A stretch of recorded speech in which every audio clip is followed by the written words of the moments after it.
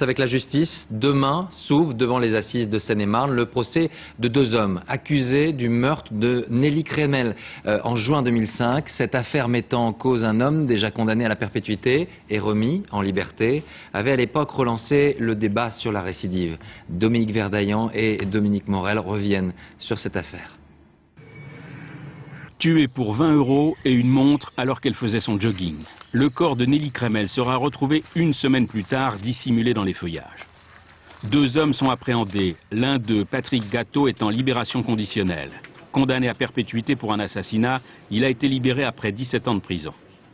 Nicolas Sarkozy, alors ministre de l'Intérieur, s'en prend au juge, estimant qu'il doit payer sa faute. Lorsque M.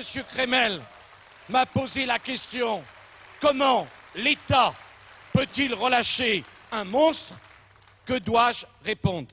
Une mise en cause qui provoque la colère des magistrats. La décision de libérer Patrick Gateau en 2003 a été prise collégialement.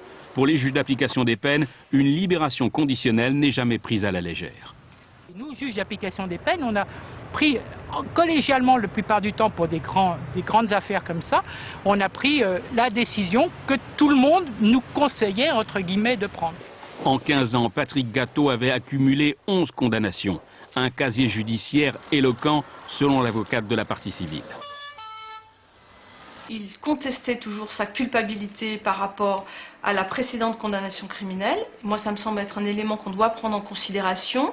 Et d'autre part, c'est vrai que son casier judiciaire était un casier judiciaire par rapport à une libération conditionnelle assez alarmant. Bracelet électronique, peine planchée, rétention de sûreté ont renforcé le dispositif contre les récidivistes. Mais pour les avocats, on oublie toujours la prise en charge médicale et psychiatrique en prison.